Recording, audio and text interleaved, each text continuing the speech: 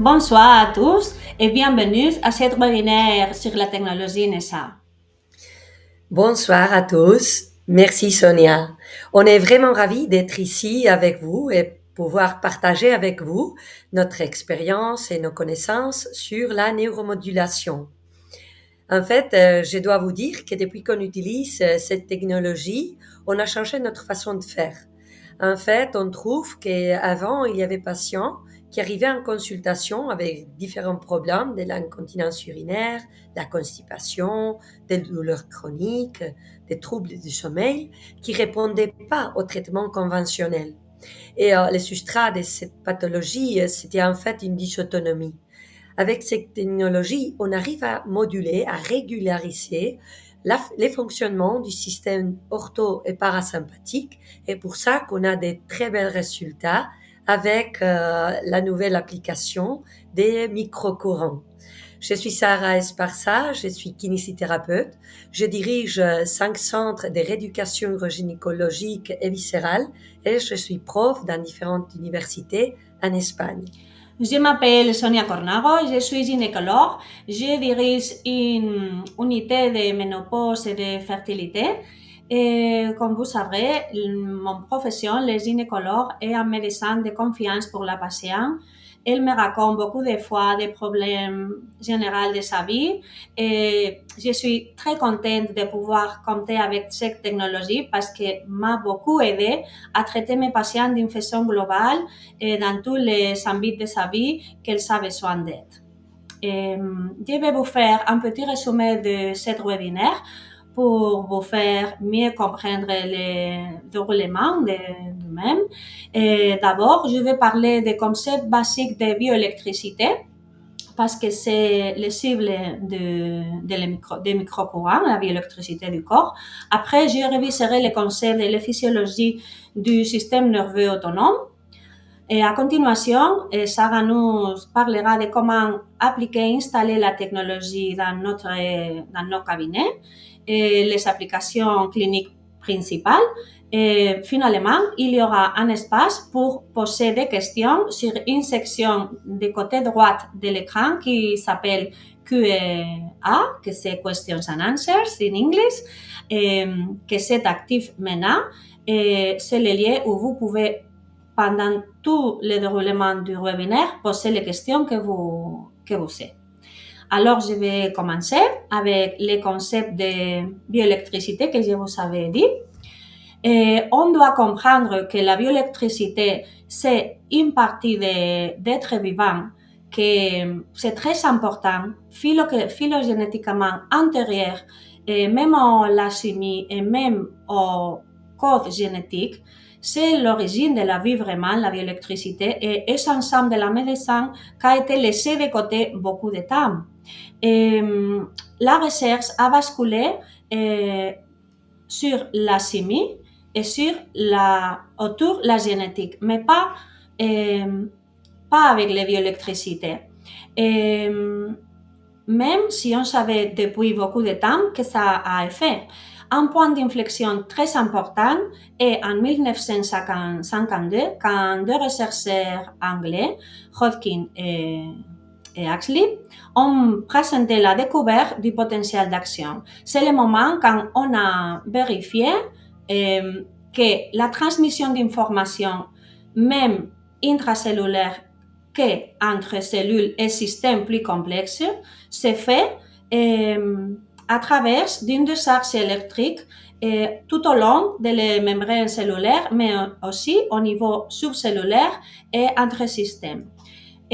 Après, il y a eu plus de recherches, Becker, pendant les 160 principalement, a étudié ce qu'on appelle courant de leçon, qui montre la différence entre la régénération des animaux comme salamandres et la cicatrisation d'autres animaux comme nous, qu'on ne peut pas régénérer, on fait seulement cicatrisation. Et la différence, c'est l'électricité de la lésion. On peut interférer sur ça et en modifiant l'électricité qu'on applique sur une lésion, il a pu régénérer la chambre d'une grenouille.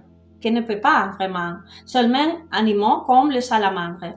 Dès 2021, c'est un autre moment très important parce que l'informaticien, biologiste et docteur en génétique Michael Levin, et cette combinaison de professions a été possible qu'il soit la personne le mieux pour faire les recherches. Cet investigateur étudie les différents modèles et systèmes bioélectriques qui reroulent tous les comportements de systèmes et organes dans notre corps et qui maintient l'homéostasie. Il y a des patrons et des signaux électriques qui reroulent processus très importants comme la morphogénèse, l'embryogenèse, les réponses du corps adaptatif. Et toutes ces recherches de cet informaticien et biologiste a donné lieu à le champ de la bioélectricité du développement. Maintenant, je vais vous parler un peu du système nerveux autonome parce que c'est l'effet plus important de la technologie NESA. Comme vous savez, il y a deux parties périphériques du système nerveux autonome, que c'est les parties sympathiques et les parties parasympathiques. Le système sympathique du corps, c'est le responsable de la réponse d'activation et de tension, de lutte ou fuite. Classiquement, nous sommes expliqués comme ça. Et son neurotransmetteur principal est l'adrénaline avec ses récepteurs alpha et bêta. Il active les réponses corporelles quand il y a une situation de stress ou de tension. Alors, l'effet sur les yeux et la mydriasis, l'effet sur le système respiratoire et cardiaque, c'est l'augmentation de la fréquence respiratoire et du battement, du rythme. Il arrête les fonctions corporelles parce que n'est le moment, d'accord, et s'occupe de la libération de glucose pour la lutte, pour la tension, et de la libération d'adrénaline de part des côtés des glandes surrénaliennes. De l'autre côté, le système parasympathique s'occupe des réponses de sérénité et de préservation du corps. Alors, c'est le moment pour faire la digestion, être calme, et la diurèse, la reproduction, la stimulation sexuelle. Et son principal neurotransmetteur, c'est l'acétylcholine avec ses récepteurs nicotiniques et muscariniques. Mais au-delà, plus loin que ces deux systèmes classiques, on doit savoir qu'il y a différents niveaux centraux, une hiérarchie pour intégrer toute l'information qu'on a dans le corps, information proprioceptive de l'état des organes, mais aussi information sur notre état émotionnel, psychologique, et le corps limbique, le système limbique reçu toute cette information et travaille en collaboration avec l'hypothalamus où, comme on peut savoir, sont toutes les réponses neuroendocrines et comportementales du corps. L'hypothalamus reroule toutes les glandes endocrines du corps. Après, on a le tronc cérébral où se déroulent tous les réflexes autonomes complexes du corps et il y a beaucoup de centres d'intégration d'informations aussi pour le fonctionnement du système nerveux autonome. Et après, la moelle épinière, que c'est le lieu où nous savons les réflexes métamériques autonomes et d'où vient et part et toutes les innervations somatiques et sensibles, moteurs et aussi autonomes du corps. Après les deux parts périphériques qu'on a vues, le système nerveux sympa et parasympa, des parasympa, le nerf plus important, c'est le nerf vague, c'est très important ça. Il a un lien étroit aussi avec la microbiote intestinale et le cervelet, il a aussi une partie importante dans tout ça. Maintenant, je vais faire un arrêt dans les structures et la physiologie du sommeil parce que les microcourants NSA font un effet très très important, stable, constaté sur la qualité du sommeil.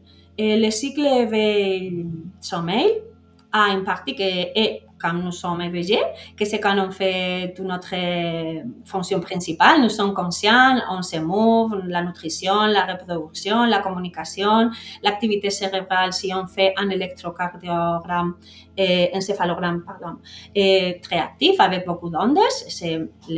On connaît tout ça. Et après, dans le sommeil, il y a des parties différenciées, très différentes, et chacun avec son propre fonction. Les phases de sommeil non REM a deux parties, le sommeil superficiel et le sommeil profond.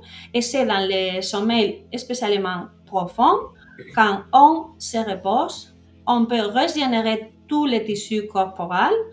On a besoin d'avoir une bonne partie du sommeil qui soit profond pour nous reposer, pour rétablir tout notre système corporel. Même à niveau cérébral, on doit, pour le nettoyage des bêta-amyloïdes, par exemple, que vous savez que son accumulation fait partie de l'Alzheimer, et c'est très important enlever les bêta-amyloïdes, c'est fait pendant la phase profonde du sommeil, d'accord? Et les chargés de cette part, c'est le système nerveux parasympathique.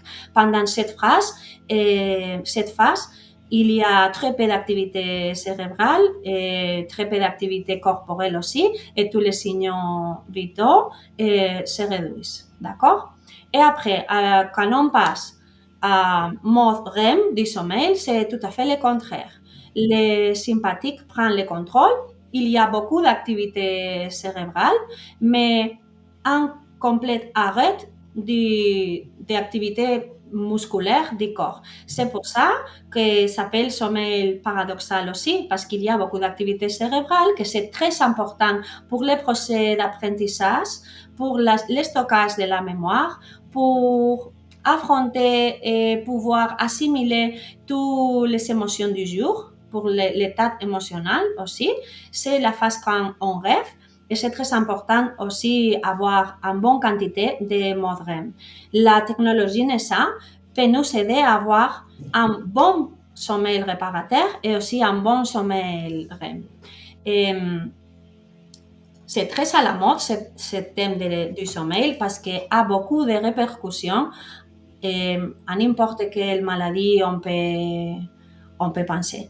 Et la santé cardiaque, par exemple, est mal.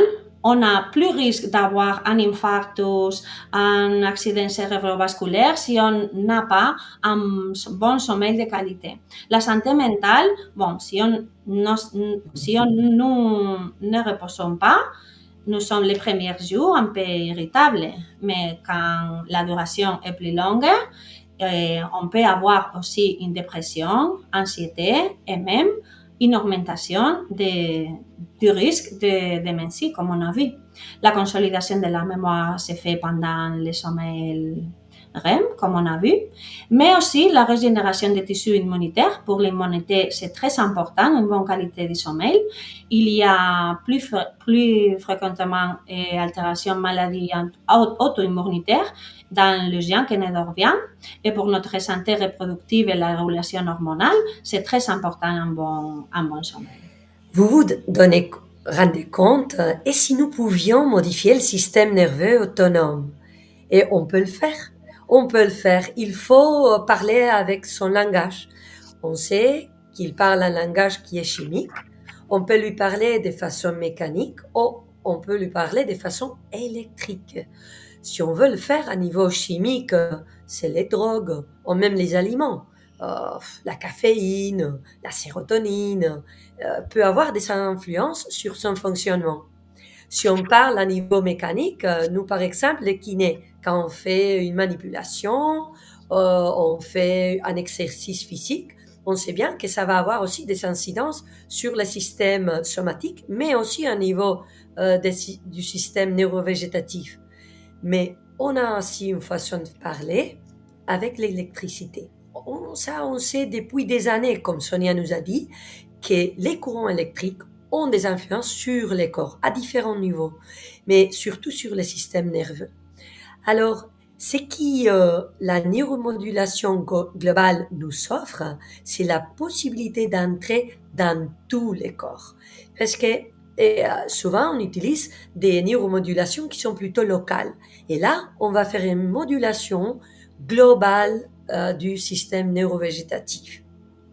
On va mettre 24 électrodes qui sont disposées dans des gants et des chevillets, et après on ferme les circuits avec un électrode qui est directeur ou directionnateur qu'on va pouvoir mettre à niveau local, à niveau métamérique ou central.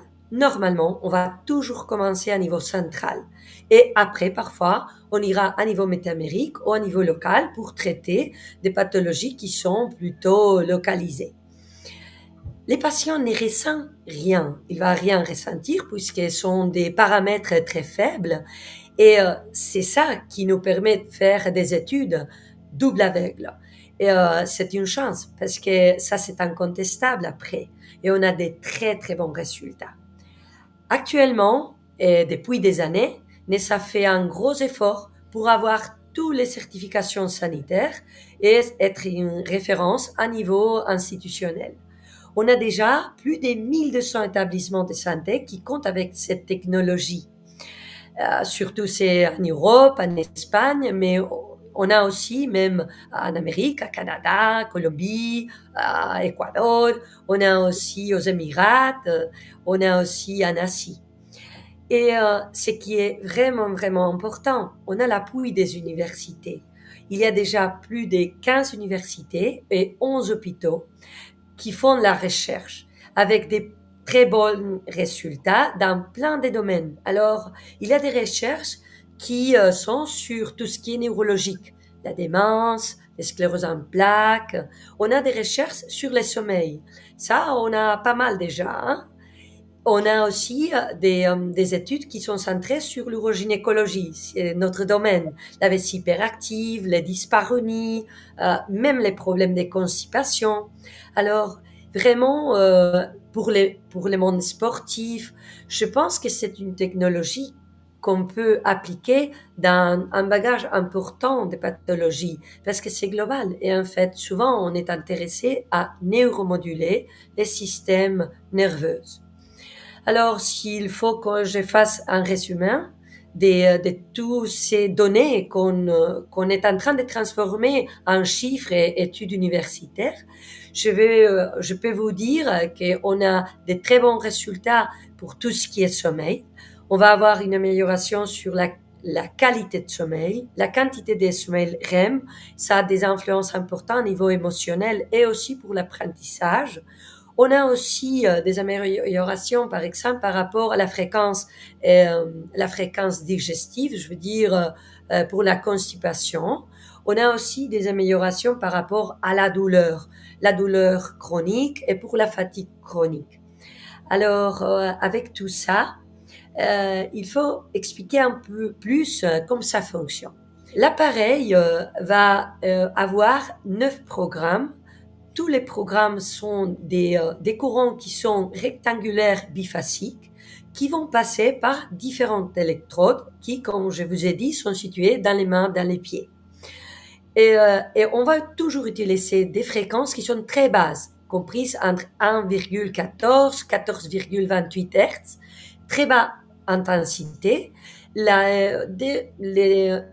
L'unique paramètre qu'on peut moduler, c'est la tension. On utilise en 3 volts et 6 volts. C'est toujours très bas aussi. Hein.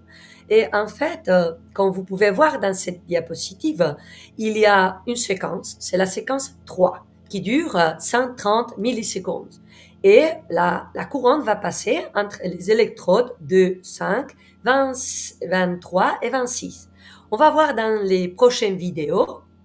Dans les vidéos, vous pouvez voir bien comme il y a des petites lumières qui s'allument et qui vont passer l'électricité des mains à droite et gauche et les pieds droite et gauche, connectant comme ça les différentes électrodes qui sont électrodes posées dans des points spécifiques des basses impédances, tibiales, péronéales, radiales, et on va générer comme ça des courants qui vont régulariser notre système nerveux parce qu'en fait, quand on voit comme notre système vit, il y a tout le temps une espèce de respiration entre les systèmes ortho et les parasympathiques qui lui équilibrent.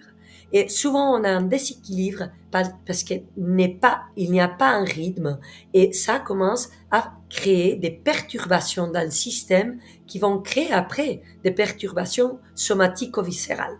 On a 9 programmes et chaque programme on va l'utiliser pour des différentes raisons. Les premiers programmes, c'est un programme qu'on appelle de hormèse. Ça veut dire c'est une moindre quantité avec laquelle on va avoir déjà des résultats. Ça, on l'utilise toujours pour commencer, ou avec des patients qui ont beaucoup de comorbidités. Ça, on utilise comme ça, avec le programme 1. Les 3 suivants programmes, 2, 3, 4, vont répondre à la question où je veux diriger la courant. Alors, le programme 2 va se diriger la partie ventrale, tout ce qui est abdomen, viscères, quadriceps par exemple. Les programmes 2, on va l'amener pour tout ce qui est dorsal. Les 3, pardon, pour tout ce qui est postérieur. Le programme 4, c'est pour tout ce qui est latéral.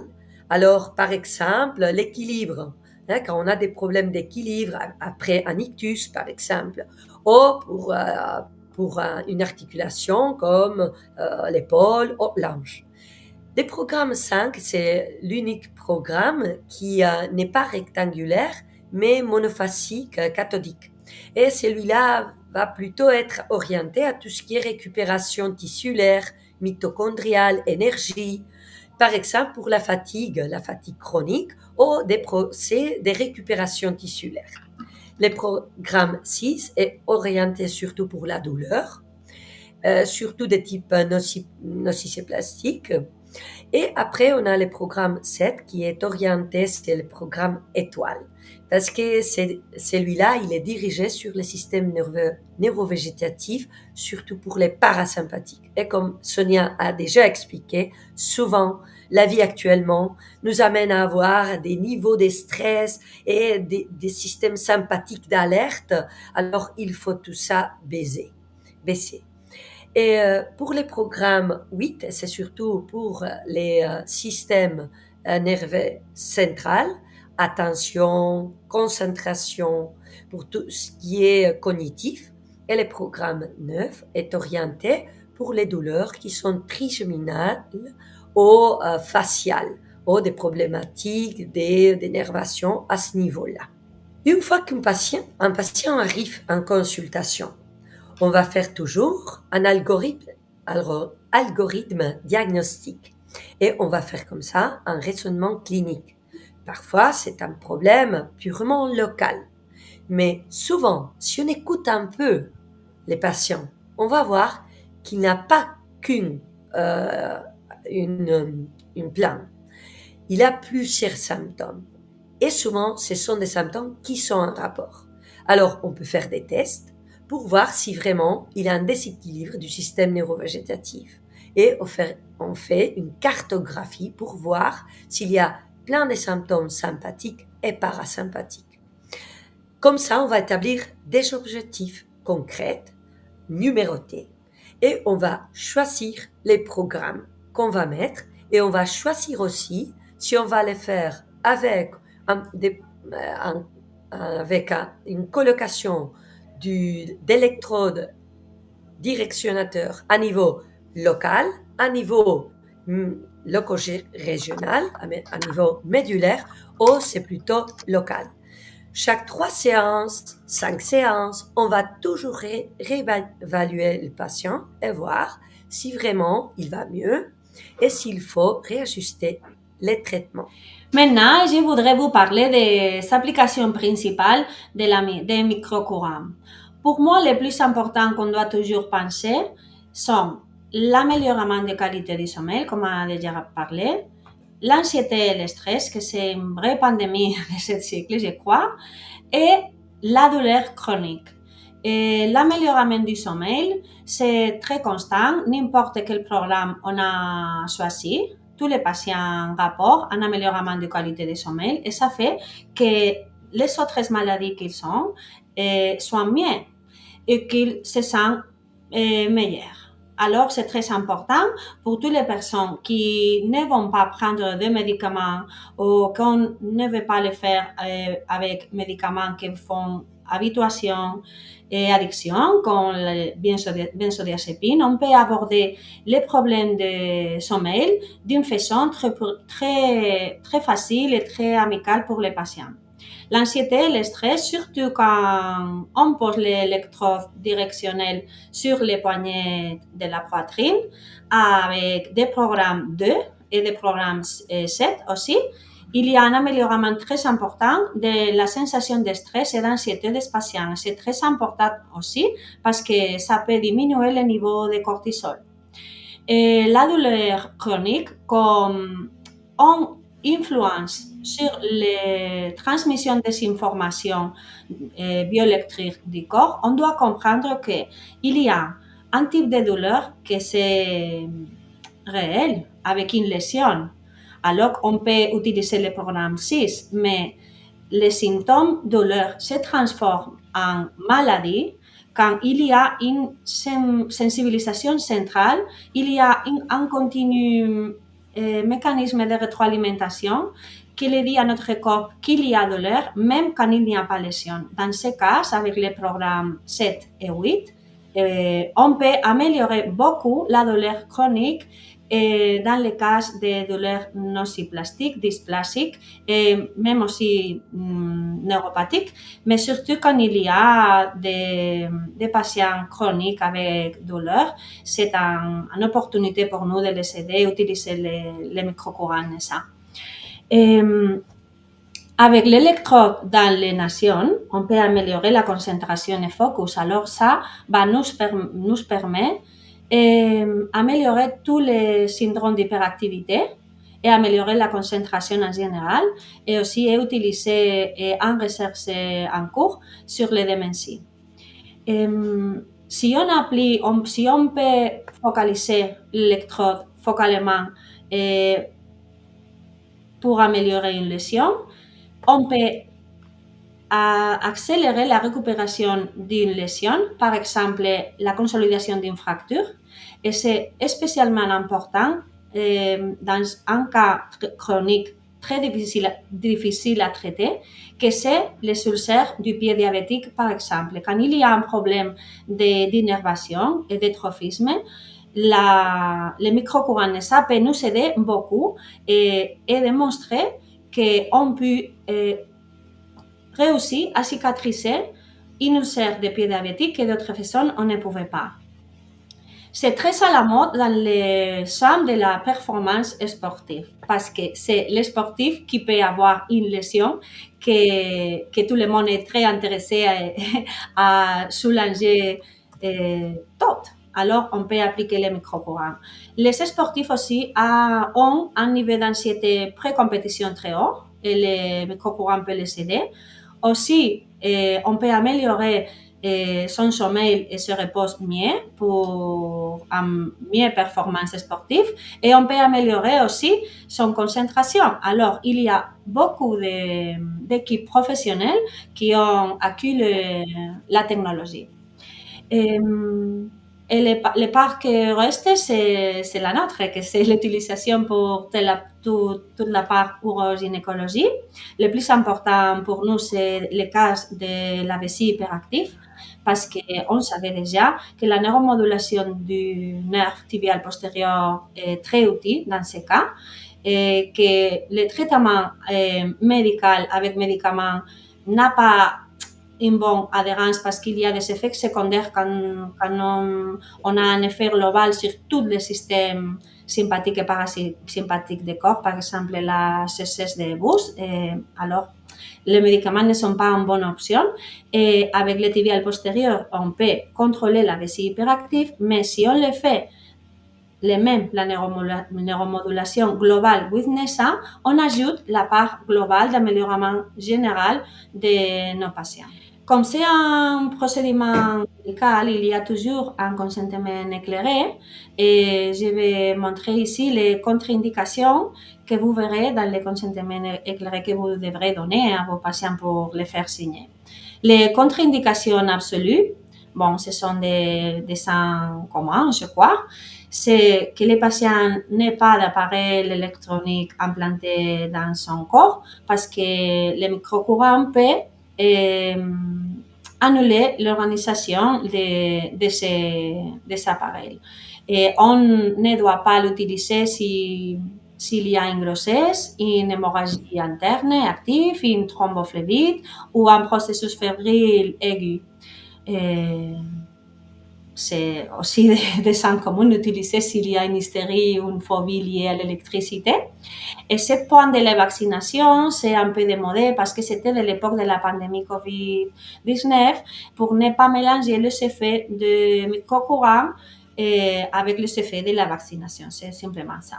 Contre-indications relatives sont les processus cancéreux et l'épilepsie, surtout si est non contrôlé. S'il y a une altération de la sensibilité ou un trouble de dermatologie dans les places où on pose les reins et les cervicales, on peut adapter la sonde avec des bracelets, par exemple. Et on doit faire attention, s'il y a une dermatitis, on ne peut pas le faire parce que le contact ne va être bien et l'action non plus. Et on doit faire attention, si le patient a besoin, on doit l'enlever. Et c'est mieux qu'il ne soit avec son portable pour se relaxer, principalement. Et peut-être qu'il y a une interférence, peut-être. On doit faire attention aussi avec le mineur. Et aussi avec poser les sélecteurs sur glande endocrine. Et on devra utiliser peu de temps et programmes plus douces comme les 1 si est une personne hautement sensible ou avec réponse neurovégétative excessive. Avec la technologie NESA, on a aussi tout un support des tests et bilans pour pouvoir tester l'efficacité de cette technologie. En fait, un des gold standards pour nous, c'est l'utilisation du WeCardio.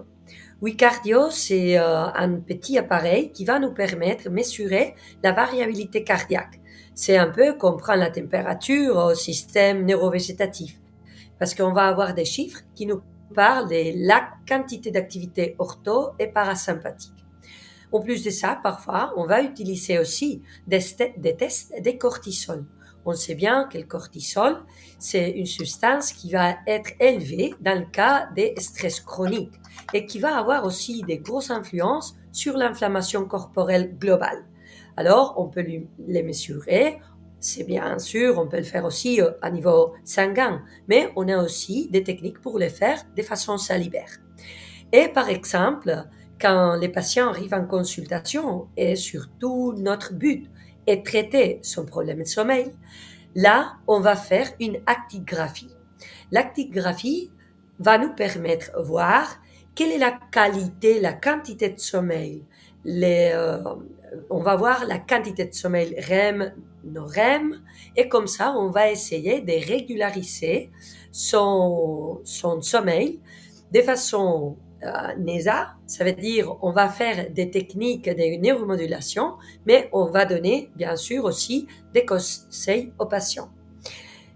À part de ça, on va utiliser toute une batterie de questionnaires qui sont validés, qui sont des questions sur la qualité de vie, sur la fréquence cardiaque. On utilise une échelle Wexner, on utilise l'échelle Pittsburgh pour le sommeil ou des autres échelles qui ont été validées.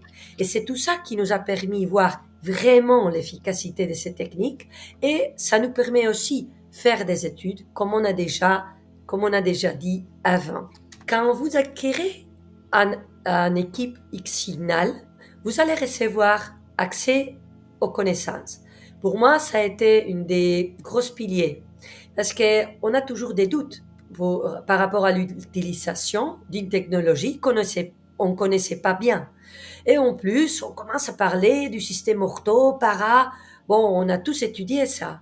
Mais vraiment, avec la technologie, on va avoir beaucoup plus de connaissances, avoir des bases solides pour pouvoir après faire cette démarche clinique avec nos patients. L'utilisation de l'appareil, c'est vraiment simple, c'est très intuitif, c'est pas du tout difficile et de toute façon, on a toujours les soutiens personnels, un soutien à niveau technique pour l'utilisation, clinique et aussi pour tout le monde qui est intéressé à faire la recherche, ils sont toujours bienvenus. Parce que pour Nessa, c'est une chose vraiment importante, développer la technologie à la part que la méthodologie scientifique.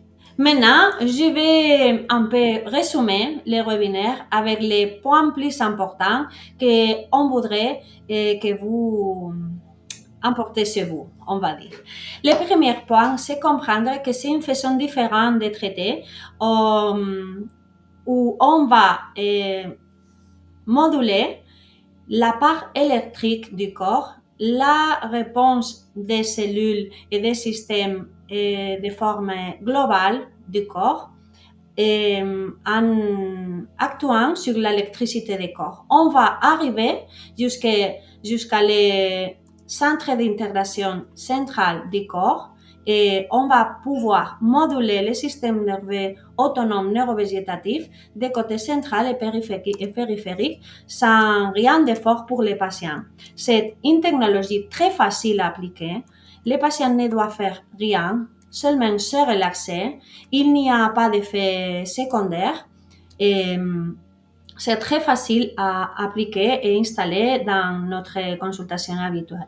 Comme j'ai essayé de vous montrer, ça vient très bien pour les patients compliqués, pour les patients de longue durée avec douleur, avec anxiété ou d'autres manières de traiter n'ont pas réussi. Et ce sont questions très très fréquentes. Les problèmes de sommeil, l'anxiété, la douleur chronique, les maladies comme la fibromyalgie, les maladies auto-immunes sont chaque fois plus fréquentes.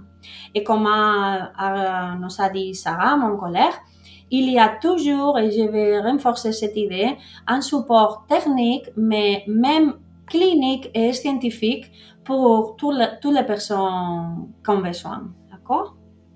Et maintenant, nous sommes en train de finaliser et arriver à la section où vous pouvez poser les questions que vous voulez.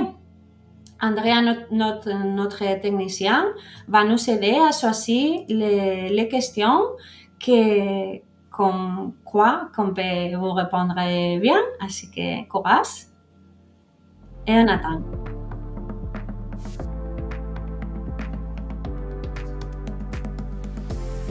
Je vois ici une question de Céline Keje, désolée si je ne prononce pas bien, qui dit: est-ce que cela a été testé pour asthénie chronique sur syndrome post-infectieux tel que Covid long ou infection par Epstein-Barr?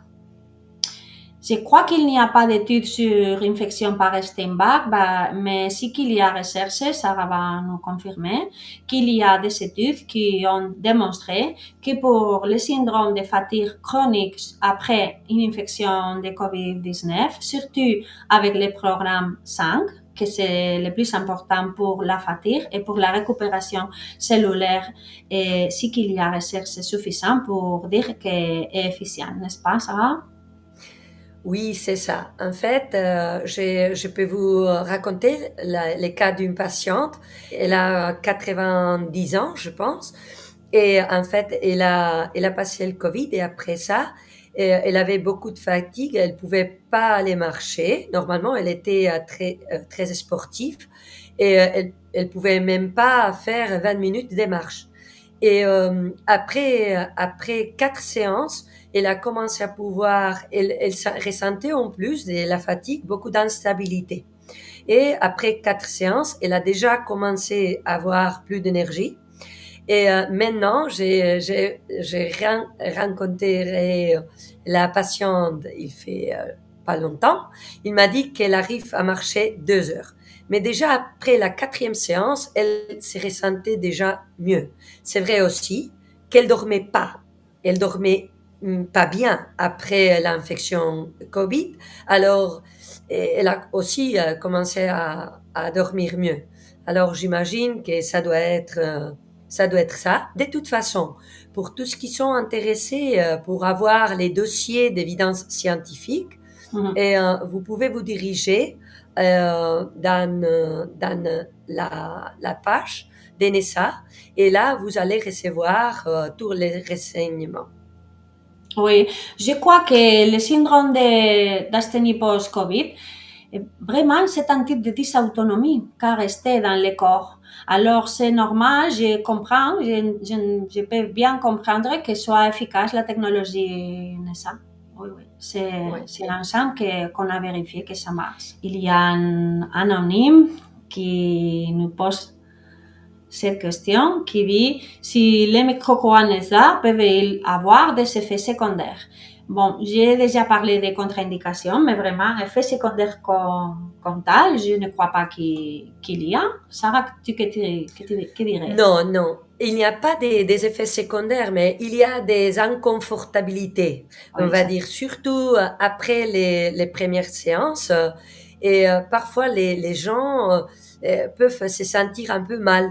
Par exemple, des gens sont un peu plus énervés ou peut-être ils dorment un peu moins pire. Mais il faut penser que quand on n'a jamais fait du sport et on commence à faire du sport, après, on a un peu mal. C'est un peu ça. Et pensez-vous bien que ce qu'on arrive à faire ou ce qu'on prétend faire, c'est changer les fonctionnements du système nerveux.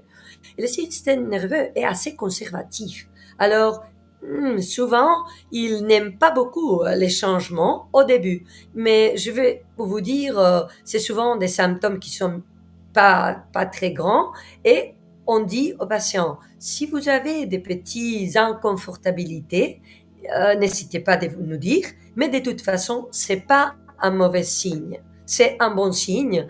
Ça veut dire qu'on fait quelque chose. Oui, oui. Et on peut vraiment, cette inconfortabilité, c'est bon avant. Si on continue avec les séances, il faut encourager les patients si ça arrive. Vraiment, il y a certaines personnes qui peuvent noter un petit picotement de la courant, mais ce sont très peu de personnes et très sensibles, mais d'habitude, ils ne sentent vraiment rien. Oui, comment sont organisées les séances et combien de séances on le fait? Bon, en fait, les séances, ça dure 1 heure, sauf quelques patients qui sont très sensibles. Alors, on commence petit à petit et on commence en faisant une demi-heure. Sinon, c'est 1 heure et souvent on fait 2 ou 3 séances par semaine. Et on fait un pack, un minimum de 10 séances. Et comme ça, après, on va faire chaque 3 séances, plus ou moins. On réévalue, on parle avec les patients, on refait pas tous les tests, hein, mais on parle avec les patients, on voit s'il y a eu des inconfortabilités, quels symptômes sont déjà mieux, s'il y a des autres choses à nous raconter, et comme ça, on va changer un peu les programmes. Mais on va faire 10 séances, 2, 3 fois par semaine, même 4 parfois. Et après, si les patients est guéri, tant mieux. Et parfois, il faut faire aussi des séances de rappel. Et on va être en contact avec les patients, on va faire des séances de rappel. Et il y a des gens qui arrivent avec 20 ans de pathologie. 20 ans qui dorment pas bien, 20 ans d'anxiété, d'angoisse, bah, ça, c'est pas lourd. Hein. Là, normalement, là, on va devoir faire plus de séances. Mais il faut voir déjà avec 10 séances qu'il y a des changements dans la variabilité cardiaque et dans nos tests. On va réviser s'il y a plus de questions. Bon, ça c'est pour moi, je crois.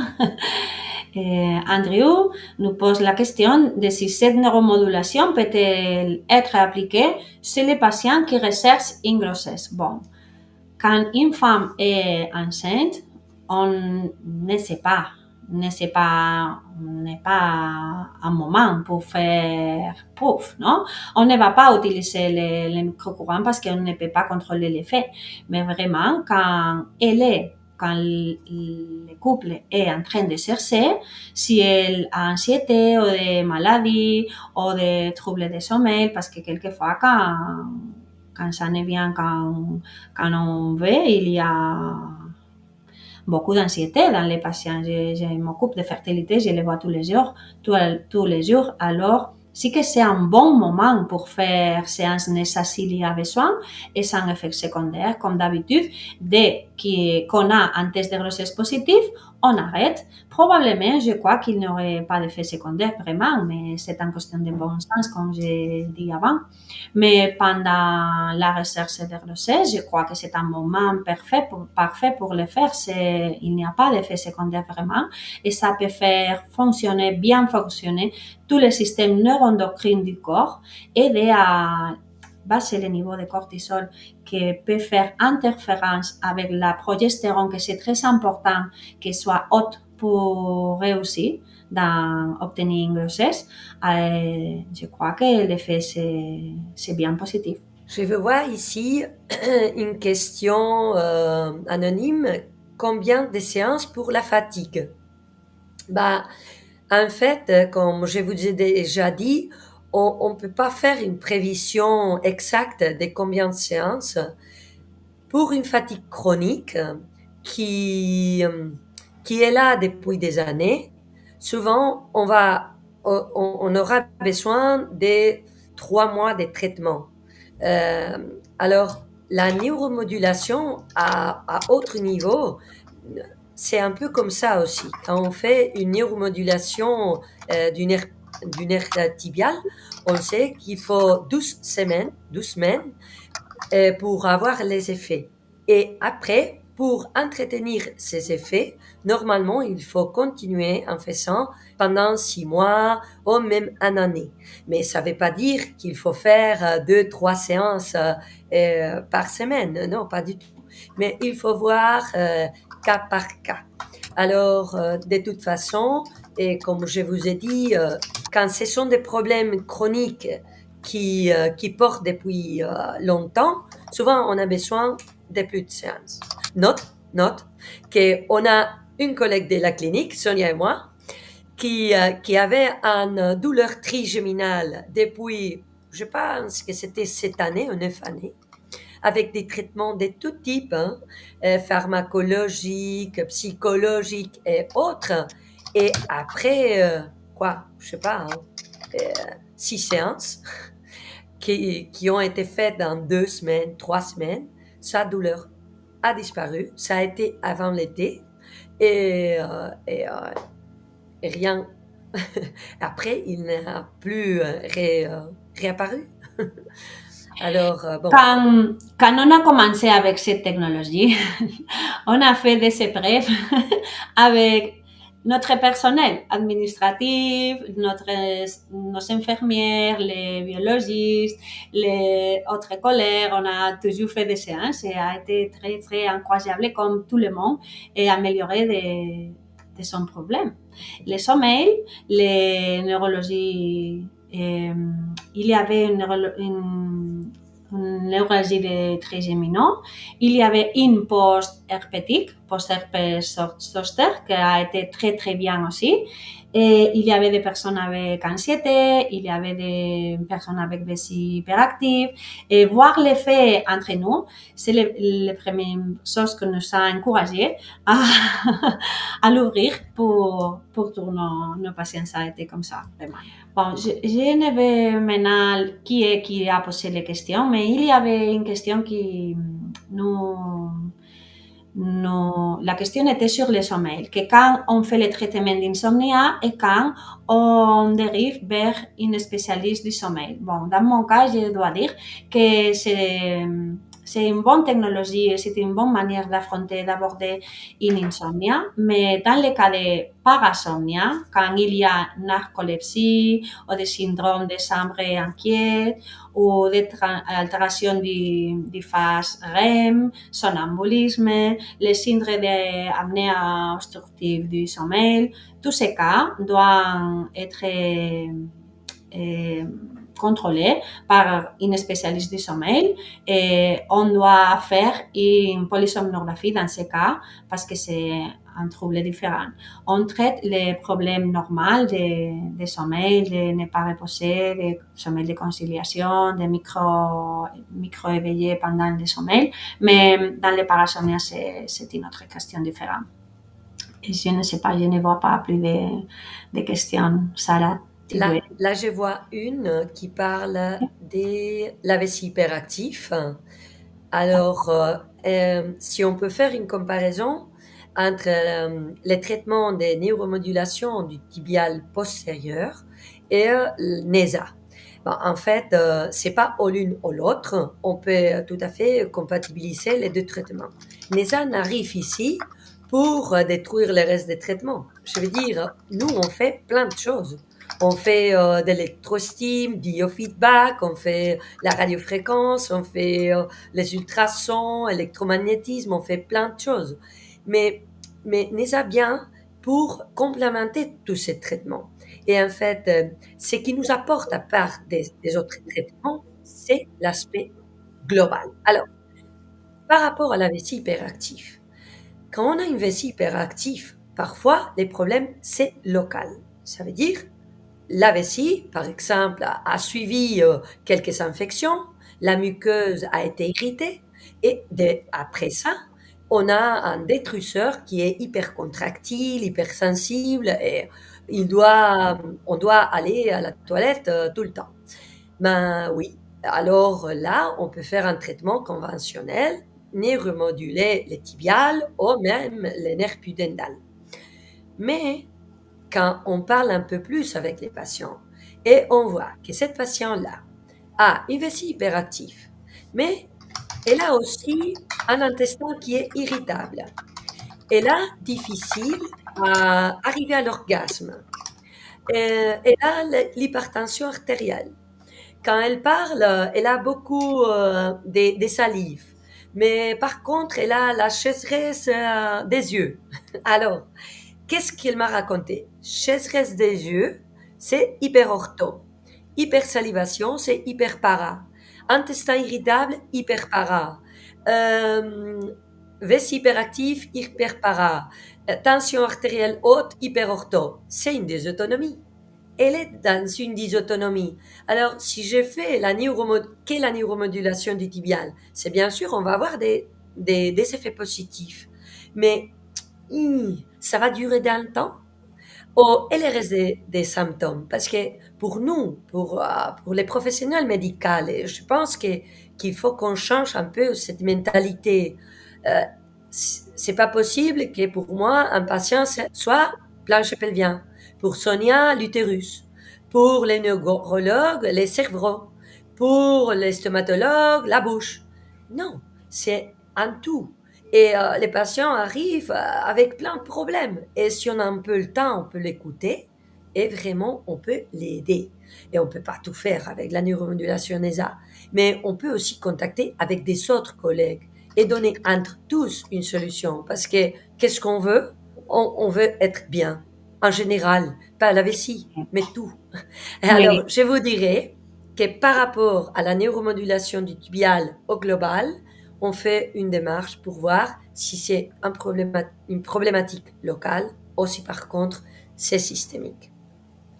Bon, avant de finaliser, je voudrais vous dire que dans les mêmes lignes que vient de parler Sarah, je m'occupe beaucoup de patients avec la situation de périménopause. Je dois dire que il y a comme niveau pour traiter, non? Mais le but doit être toujours de traiter de façon globale tous les problèmes de la patiente qu'on peut. Alors, d'abord, je valore si le patient a besoin d'être ajusté du point de vue hormonal. Mais quand je l'ai déjà fait, s'il reste un problème de sommeil que c'est très très fréquent pendant la ménopause, très fréquent, l'anxiété pour les oscillations hormonales, les problèmes de sommeil, les heures qui les réveillent non, dans le sommeil. Si après ajuster les parts diététiques, d'exercices physiques, de traitements hormonaux que je peux les faire, restent symptômes, je les dirige vers Sarah ou son collègue qui font la programmation nécessaire.